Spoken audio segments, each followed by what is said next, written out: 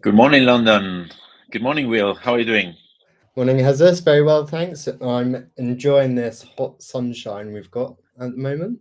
Yeah, I think we will reach like around 30 Celsius around today. So it's gonna be a Wow. warm and sunny day. So Warmer than Madrid, Hazard.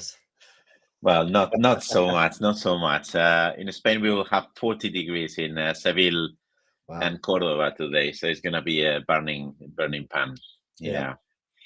So welcome back, everyone, to the Sales Frequency, where we tune in, tune up, and help you sell smarter. Today, we are diving a little bit on the recently announced UK spending review of 2025 with the new private sector sales playbook. There are some questions like, how this is going to be affect the sales. What should this? I mean, what everyone should be doing differently, right? And what do we need to be mindful when we are selling? So we love a small history tip. So we have here one for you.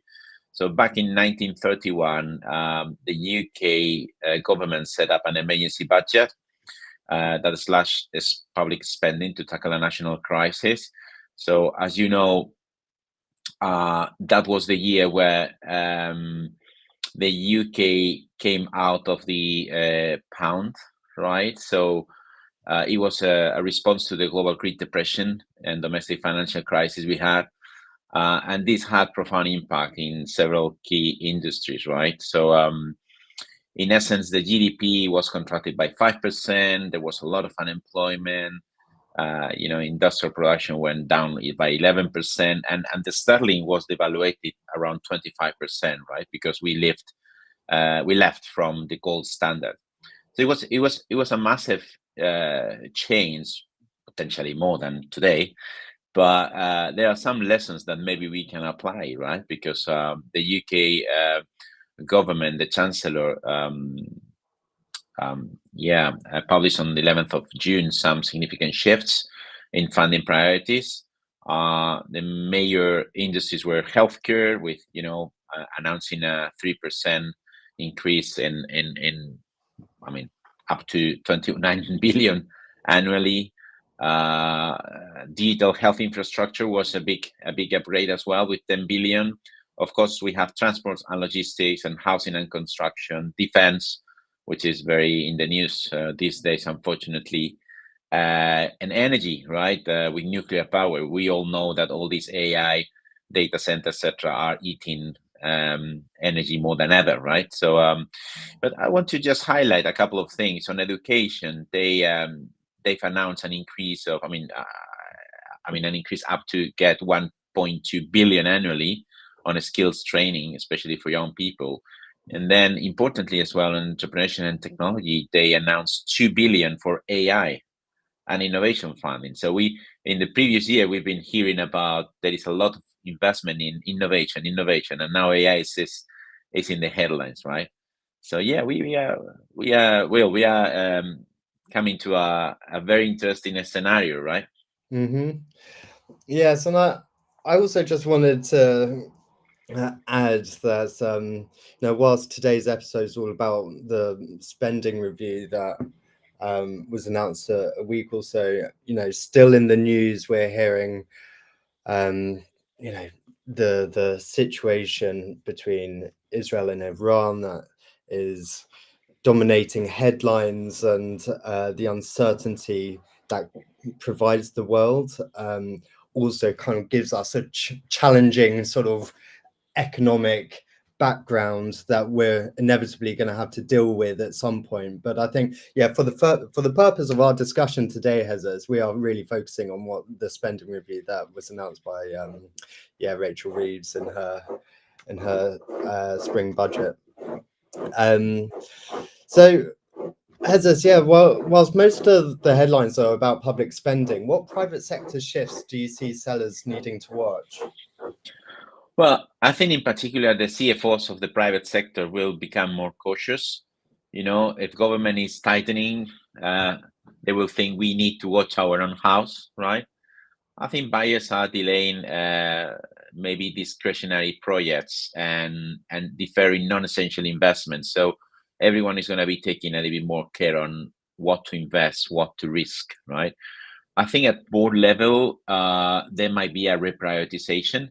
Now the government has announced, money injection in several verticals. So from the board level, I think they will be focusing on resilience and profitability, cost efficiency, Trump growth, and innovation. Right.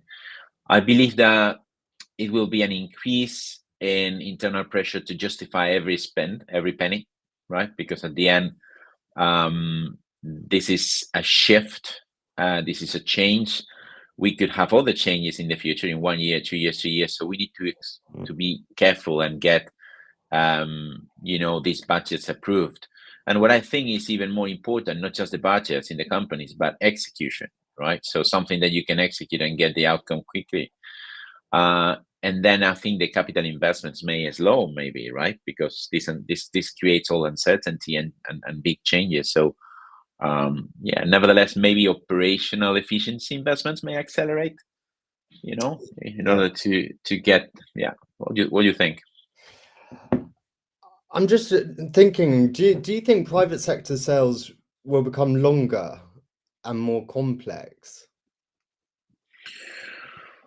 Well, they are long already, right? They are not. They are not like a quick thing. But I believe that the companies facing this, they have to look more in the mid and long term. And some companies, to be honest, will be ready for that. Some others not. So I do believe there is something on the mindset that the sellers and not just the sellers, right? Also their finance teams, their management teams, they will have to have, because at the end, many of the new projects will require to navigate some uncertainty in the next years, right? So I believe that I'm not sure if long is the word. I would say more cautious about how you structure the deal, how you try to protect your first year, your second year, rather than, probably it will take a little bit longer, but you will maybe try to get some quick wins, because you have to encompass everything, all the business with the political situation, right? So the government has announced this, but in a very little time, new elections are coming, and then they have to demonstrate, and then, so it's a kind of a balance, right? Yeah, absolutely. So how, I mean, in this context, will how this financial tightening change how private sector buyers behave in the purchasing process? What do you think? Well, first of all, and I'm going to relate it back to the news agenda, because I'm glad you asked me about the private sector, not the public sector, because I was reading this morning around HS2 and the prolonged delays and the inefficiencies that have been happening, and the budget just escalating. Yeah. And I don't want to go down that or open that can of worms. So I'm glad you asked me about the private sector. And I think it's about it's about value for money, and is so important for sales professional to understand how they add value to the organizations that they're Yeah. engaging with. Value needs to be central to every conversation. And as you mentioned something that resonates, and it is something that kind of we're picking up a lot of just in conversation with clients, and also within the news. You mentioned the investment in AI, for example. It's about value. It's also about efficiency and execution. How do we enable clients to be more productive, essentially, to unlock value?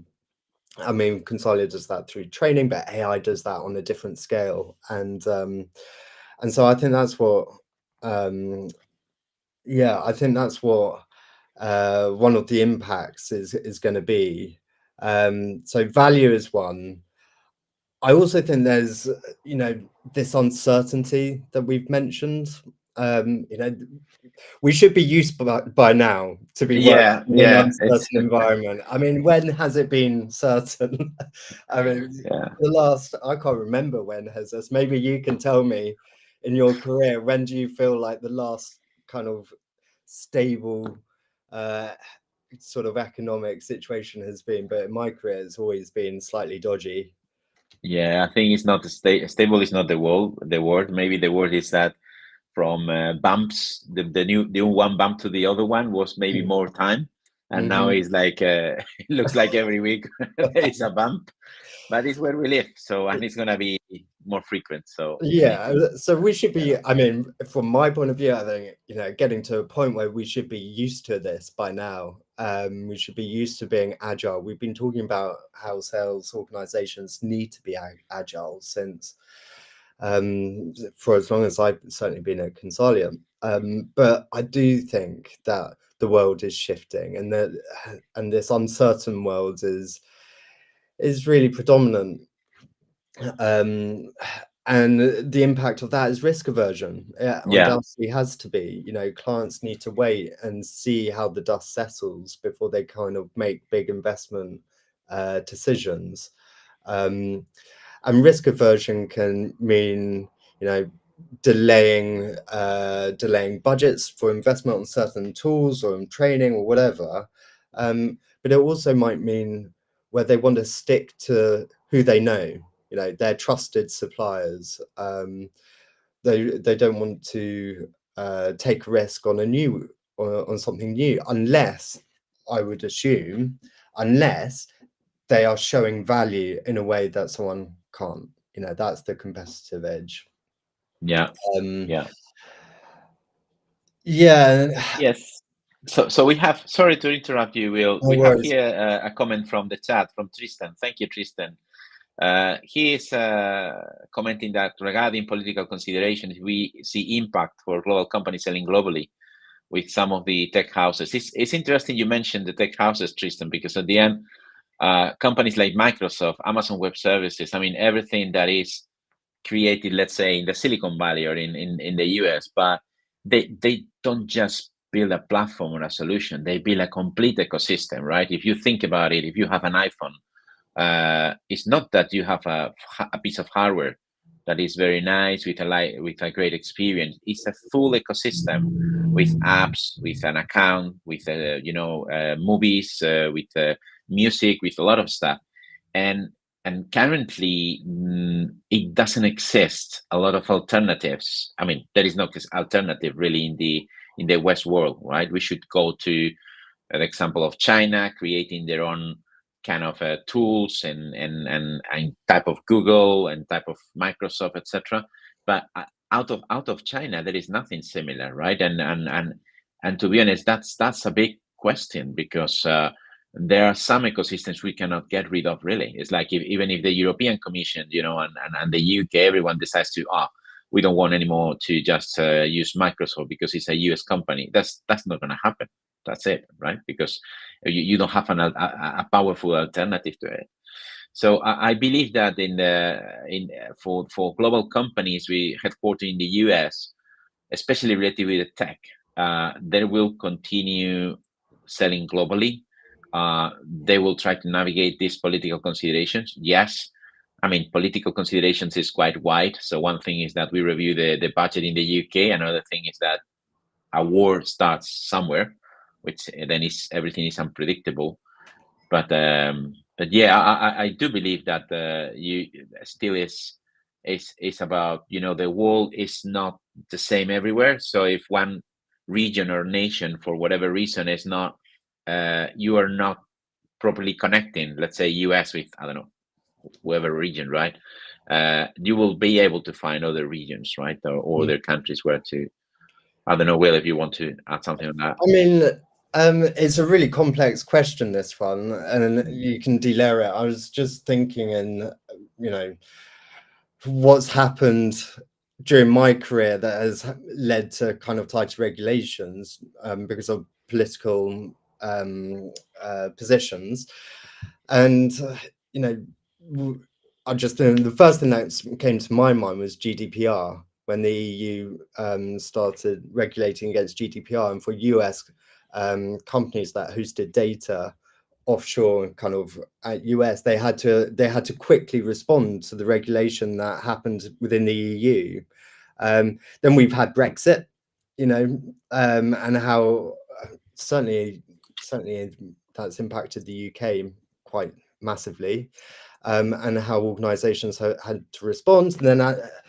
And then Hezes, as you mentioned, like the political situation, wars kicking off, Russia being sanctioned. We've seen lots of global companies kind of taking a stance about conducting business with Russia. I think there's so many things to consider. It's like the regulations, the compliance elements that can come in.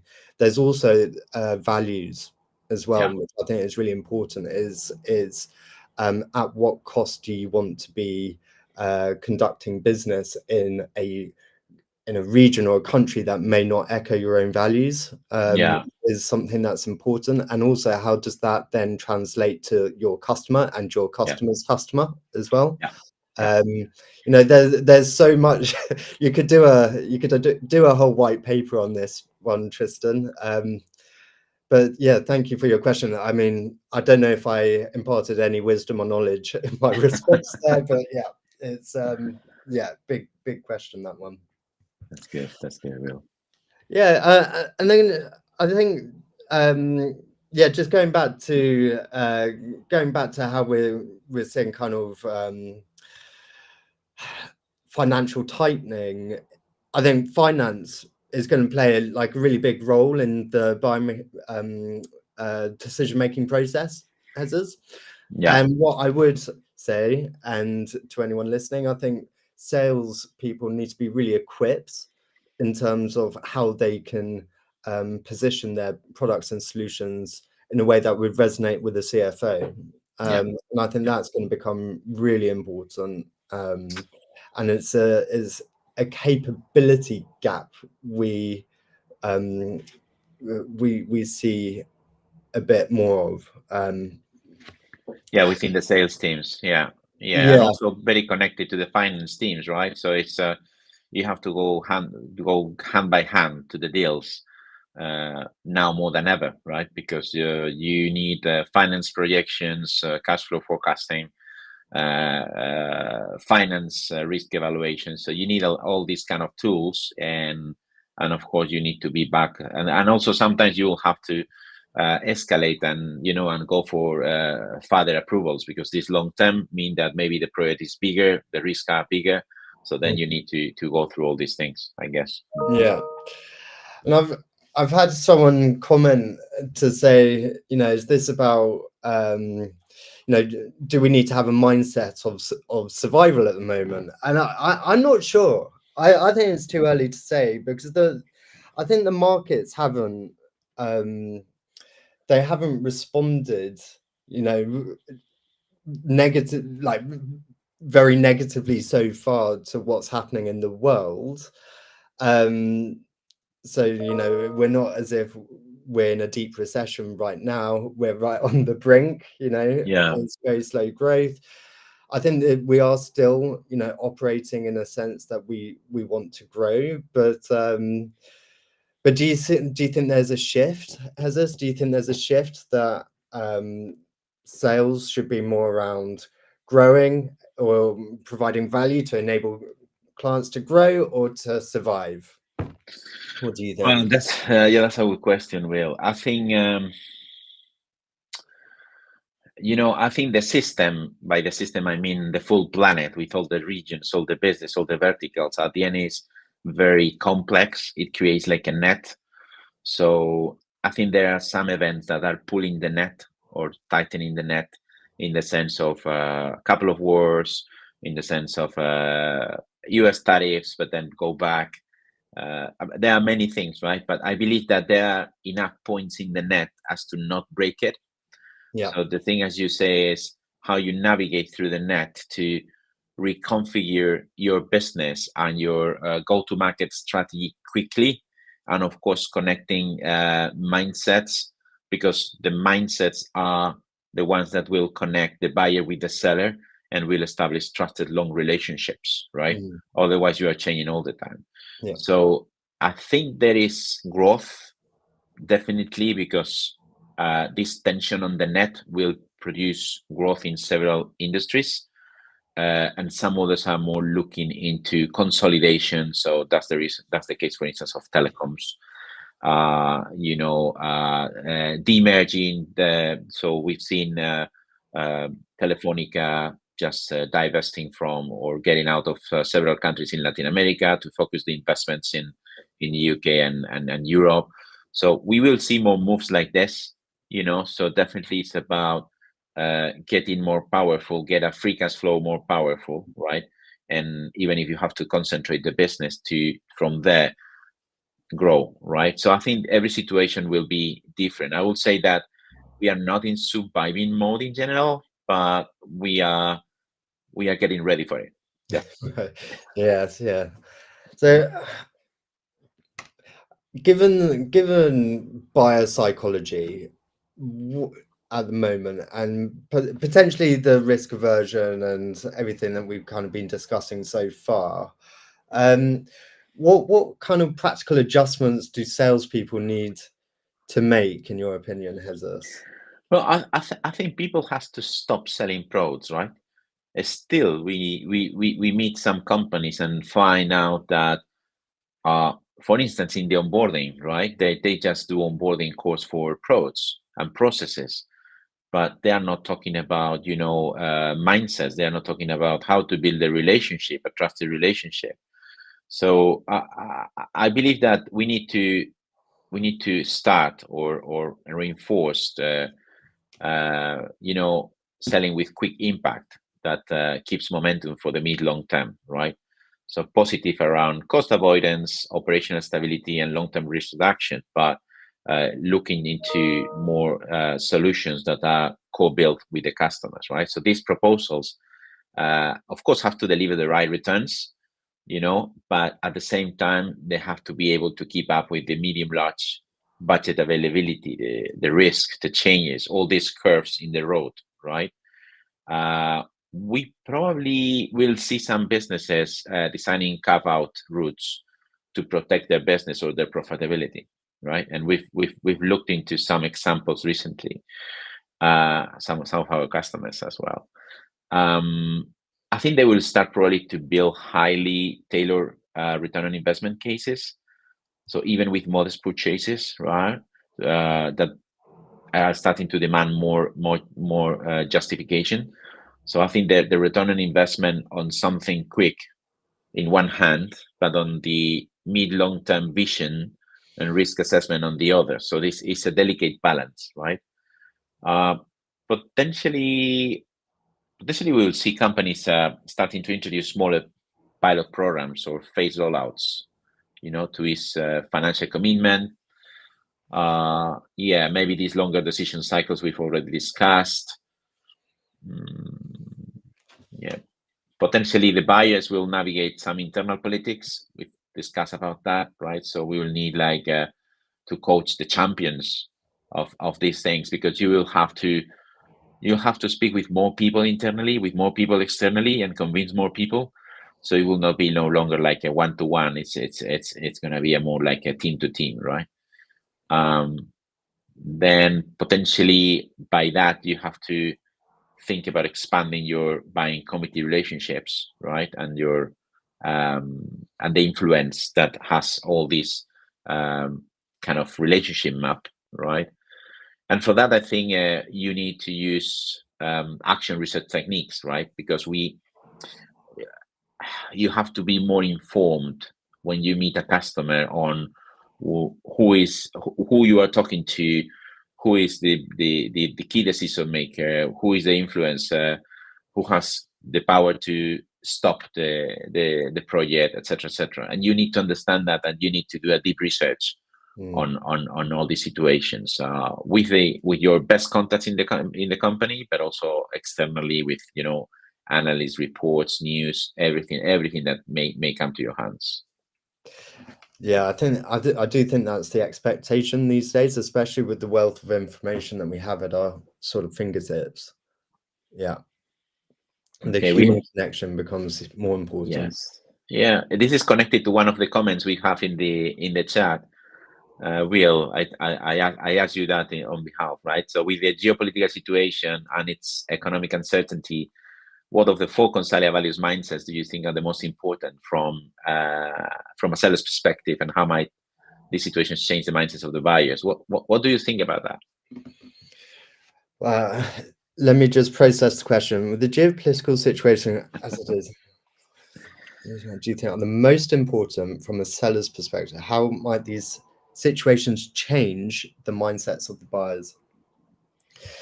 So one, let's just define what the four mindsets are for anyone that doesn't Go know. ahead. So Yeah. authenticity, client centricity, tactful audacity, and proactive creativity.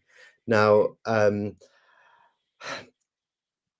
I think so. We always say that authenticity and client centricity are the sort of the bedrock, as it were, sales mindsets that salespeople need to exemplify in order to establish trust and to be truly, and I'm talking at a very deep level, to be truly authentic, to really understand your customer. I think those are the most valued mindsets, because you can't do proactive creativity and tactful audacity unless you have a really strong foundation of trust.